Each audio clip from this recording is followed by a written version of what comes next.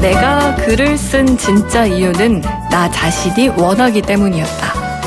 글을 써서 주택 융자금도 갚고 아이들을 대학에 보냈지만 그것은 일종의 덤이다. 나는 쾌감 때문에 썼다. 글쓰기의 순수한 즐거움 때문에 썼다. 어떤 일이든 즐거워서 한다면 언제까지나 지칠 줄 모르고 할 수 있다. 네, 매주 월요일에 문을 여는 영준 책방. 오늘은요, 스티븐 킹의 유혹하는 글쓰기, 스티븐 킹의 창작론에 실린 문장들로 시작을 해봤습니다.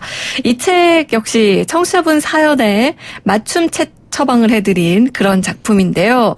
오늘도 그 책 처방을 해주신 영준 책방의 책 주치 중앙대 문헌정보학과 남영준 교수님과 함께합니다. 교수님 안녕하세요. 네, 안녕하셨어요. 근데 이 안녕하셨어요가 이렇게 요즘처럼 실감난 적이 없는 것 같아요. 그러니까요. 이게 안녕이란 두 글자 네. 참 더 의미가 깊어지는 요즘입니다. 주말 사이에 좀 주춤했다는 소식을 전해드리면 정말 좋을 텐데 확진자 수가 지금 늘어서 4,000명이 넘었어요. 오늘 지금 오전 9시 발표된 기준으로 4,212명. 그리고 사망자도 22명으로 집계됐고 그나마 이제 다행인 건 완치돼서 격리 해제가 된 수가 31명. 네. 이렇게 좀 나왔는데 완치자가 확진자를 따라잡을 만큼 빨리빨리 다들 좀 나으셨으면 좋겠어요. 얼른 나아지겠죠, 뭐. 네. 근데 또 이 주말 사이에 화제가 됐던 기사라고 할까요? 그리고 온라인에서 이런 글들이 좀 있었는데 마치 지금의 사태를 예언한 것 같은 소설, 네. 작품들이 한 뭐 몇십 년 전, 몇백 년 전에도 있었다. 뭐 이런 글이었거든요. 네. 일단 뭐 1981년에 발표된 이제 딘 쿤츠의 장편 소설이죠. 어둠의 눈동자라는 건데요. 네. 이 작품에서는 지금 뭐 그 중국의 후베이성 이제 우한이죠. 네. 거기를 배경으로 치사율 100%인 바이러스 우한 400이라는 게 나타나죠. 그래서 이 백신이 없는 바이러스 때문에 중국의 우한에서 시작됐다는 점이 현실과 너무 똑같아요. 그리고 뭐 그런 연유 때문에 이제 그 저도 인터넷상에서 찾아보니까 네. 누리꾼들이 야, 디쿤추가 미래를 다녀왔다, 예언가다라는 뭐 글이 막 올라오고 있더라고요. 네. 그래서 하여간 저도 많이 신기했습니다. 1981년이면은 지금 2020년이니까요. 40년 네. 정도 된 건데 그 40년 전에 이런 상황을 소설로 쓴 작가가 있었다는 대단하죠. 거죠. 네. 아니 저희가 뭐 공상과학 소설에 있는 이야기들 얘기하면서 그때는 이런 게 공상과학 소설에 나올 법한 얘기였는데 이제 현실이 됐다. 네. 뭐 이런 얘기 하곤 하는데 지금 요거는 좀 느낌이 다른 것 같아요. 우리 현실에 이제 와 있으니까 그렇죠. 그래서 이런 그 소재가 이제 영국과 이제 홍콩의 이제 출판 관계자들은 중국과 관련된 바이러스 이런 어떤 이야기들이 2차 세계대전 이후 이제 꾸준히 이어져 왔어요. 그리고 게다가 이제 우한이 이제 교통의 요충지거든요. 그러다 보니까 이제 소설가들에게는 이 전염병 진원지라는 어떤 상상의 날개로서 소설로 쓰기 아주 좋은 소재로 이야기하고 있죠. 네. 사실 우한에서 이렇게 시작된 전염병이 뭐 여러 가지 요인이 있겠지만 우한이 가지고 있는 교통의 어떤 특수성, 요지거든요. 네. 그러다 보니까 이제 현실과 그다음에 소설이 그렇게 다르다라고 볼 수는 없는 거죠. 사실 이게 어떻게 보면 우연의 일치로 맞아떨어진 걸 네. 수도 있는데 네. 이제 실제 현실에서 이런 상황이 벌어지다 보니까 네. 마치 예언한 것처럼 그렇게 지금 평가받고 있는 상황인데 이 소설 외에도 전염병 다룬 작품들이 많잖아요. 많죠. 이제 뭐 다 아시는 이제 알베르 카뮈 페스트라든가 주제 사람하고 이제 눈먼 자들의 도시, 그러니까 우리나라 작가전 편혜영의 이제 재화 빨강 등 이런 것들이 있고요. 또 하나는 이제 소설은 아닙니다만 과학 전문 기자인 이제 소니아 샤가 쓴 판데믹이라는 그 책인데요. 네. 바이러스 위협이라는 부제를 갖고 있습니다. 이 책은 이제 중국 광저우의 야생 동물 시장에서 밀거래되는 이제 관박쥐를 통해서 네. 종간 전파가 일어나고 이것이 결국은 사스라는 또 하나의 이제 그 당시 코로나 바이러스로 그 중국에서 많은 희생을 갖게 한 그런 사건을 이제 그 사안을 관찰 기록한 전문 기록책이에요. 네. 이런 것들을 읽어보면 소설도 그렇고 기록지도 읽어보면 네. 정말 이런 바이러스 앞에서 정말 속수무책인 인간들의 나약함과 또 하나 상대적으로 우리 인간들의 존엄성이 얼마나 중요한지를 다시 한번 생각해보게 하죠.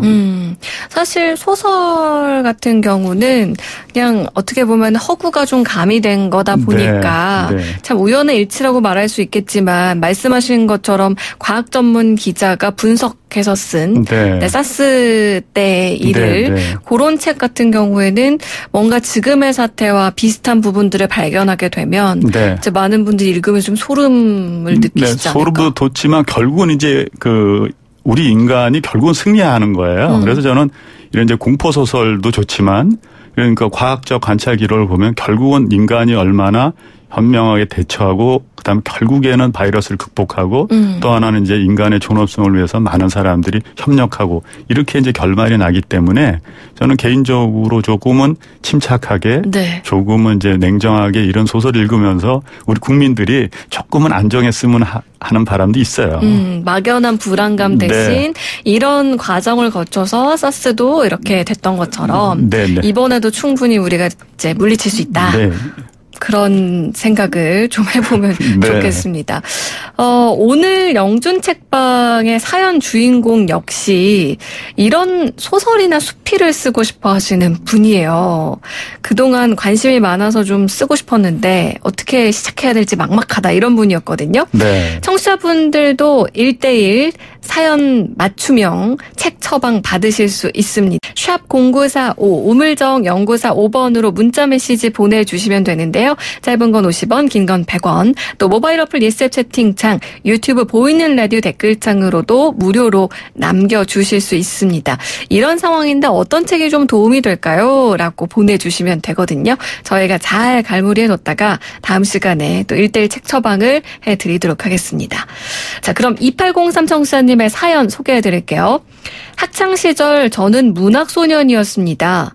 그런데 나이가 들어도 열정이 남아있어서 소설이나 수필을 좀 써보고 싶은데 도움이 되는 책 소개해주세요 하셨거든요. 네네.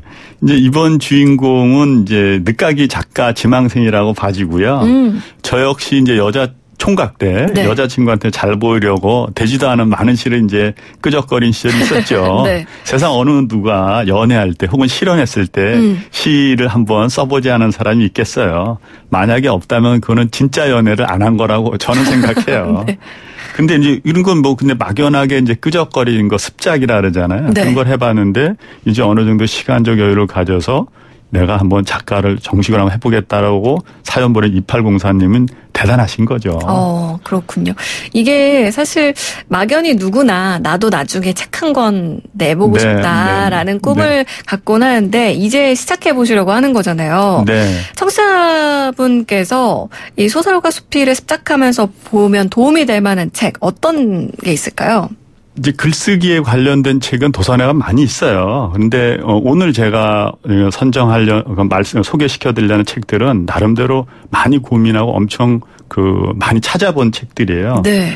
그리고 이제 책 한 권을 소개시켜드리고 두 번째는 시간이 좀 되면 제가 이제 교수다 보니까 글을 쓰게 되잖아요. 네. 학술 논문이지만 쓰게 되면서 얻게 된 지식과 경험을 또 짧게 한번 말씀드리려고 그러고 있고요. 네. 일단 먼저 소개시켜드릴 책은 스티븐 킹의 유혹하는 글쓰기라는 책입니다. 네. 앞서 이제 영준 책방의 문을 열었던 작품이죠. 근데 유혹하는 글쓰기라는 책 제목 자체는 익숙하지 않은데요. 네. 스티븐 킹. 이 작가는 그래도 좀 낯이 있거든요. 네, 그러니까 공포 소설을 좀 많이 쓰는 그 작가고요. 일단 이걸로 엄청난 부를 이룬 작가로도 유명합니다. 그리고 또한 이제 많은 그의 작품이 아마 애청자들이 들으시면 다 아실 텐데 영화 이제 쇼생크의 탈출이라든가 미절이라든가 그린 마일이라든가 샤이닝 같은 것들이 실제적으로 스티븐 킹의 그 소설을 영화한 작품이죠. 소설 원작을 읽어보지 못한 분들도 영화는 한 번쯤 보시지 않았을까 뭐 이런 생각이 드는데 이 스티븐 킹이 쓴 유혹하는 글쓰기 이건 어떤 책일까요?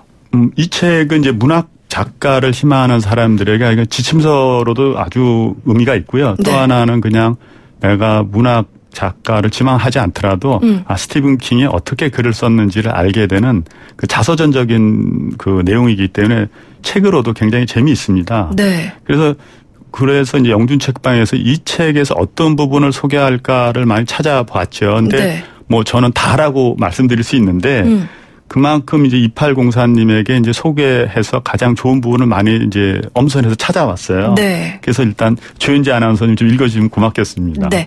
재능은 연습이라는 말 자체를 무의미하게 만들어버린다. 자신에게서 어떤 재능을 발견한 사람은 손가락에서 피가 흐르고 눈이 빠질 정도로 몰두하기 마련이다. 들어주는 사람이 아무도 없어도 밖에만 나가면 용감하게 공연을 펼친다. 창조의 기쁨이 있기 때문이다. 독서나 글쓰기에서도 마찬가지다. 네. 이제 스티븐 킹이 이제 작가가 되기 위해서 필요한 거를 자질이라는 게 하나 있고요. 또 하나는 어떻게 해야 되는 방법을 설명하고 있는데요. 그 자질은 이렇게 설명하고 있어요. 글쓰기에 미쳐야 한다. 그러니까 막 정말 좋아해야 된다. 이런 거를 얘기하고 있고, 그럼 잘 쓰려면 어떻게 해야 되느냐라고 얘기를 하면 많이 읽고 많이 쓰라고 얘기를 해요. 네. 그래서 얼마나 많이 읽고 많이 써야 되는지, 그 다음에 얼마나 미쳐야 되는지에 대해서 소설가이자 시인인 제임스 조이스가 예를 하나 들었어요. 네. 이번에도 조현지 아나운서께서 한번 읽어주시면 고맙겠습니다. 제임스 조이스는 몹시 절망한 자세로 누워 있어서 친구가 물었습니다. 제임스, 왜 그래? 글이 잘 안 써져? 제임스가 고개를 끄덕이니까 친구가 다시 묻습니다. 몇 단어나 썼는데? 라고 물었더니 제임스가 이렇게 답합니다. 7단어. 그렇죠. 그러니까 7단어 쓰니 그 유명한 작가가 7단어 하루 종일 생각하는 7단어라는 거예요. 7줄도 아니고 그만큼 이제 창작은 힘들다, 고통스럽다라는 걸 설명하고 있는 거죠. 그래서 혹여 작품을 쓰시다가 이제 지치는 경우가 너무 나한테 내가 이게 제대로 하는 거야라고 이렇게 의문이 들 때, 네. 이럴 때 그거는 굉장히 자연스러운 일이라는 거죠. 그래서 2804님도 혹여 이런 일이 닥쳤을 때 너무 이것이 나는 재능이 없구나, 나는 소질이 없어가 아니라 그거는 창작의 고통의 일부라는 거를 제가 설명드리고 싶어서 아까 그 부분을 좀 읽어달라고 얘기했습니다. 네. 이렇게 스티븐 킹의 유혹하는 글쓰기라는 책을 추천을 해 주셨는데요. 앞서서 교수님께서 교수님만의 좀 경험담도 네. 조언을 해 주시겠다라고 하셨는데 교수님은 글 쓸 때 어떻게 쓰세요? 저는 이제 어쩔 수 없이 교수다 보니까 이제 학술 논문을 많이 쓰게 되죠. 그런데 학술 논문 쓰는 게 굉장히 힘들고 어려운 일이에요. 그러니까 우리나라 교수들이 1년에 몇 편을 논문을 쓰냐 그러면 2편 채 안 될 것 같아요. 그건 제 이제 guessing입니다만은. 그래서 제가 제자들에게 이제 이런 힘든 일을 시킬 수밖에 없어요. 졸업을 하면 논문을 써야 되니까. 네. 근데 나름대로 제자들한테 제가 인기가 있지만 언제 한순간에 그 인기를 다 까먹냐면 그 제자들 논문 지도할 때입니다. 왜냐하면 제자들이 써온 논문을 읽다 보면 내용이 마음에 들지 않거든요. 그러니까 짜증 섞인 목소리를 이제 제가 이제 잔소리가 많아지는 거죠. 네. 근데 세상에 이제 잔소리 듣고 기분 좋은 사람이 어디 있으며 또 하나는 누가 또 제자들한테 사랑받지 않고 싶은 스승이 어디 있겠어요. 네.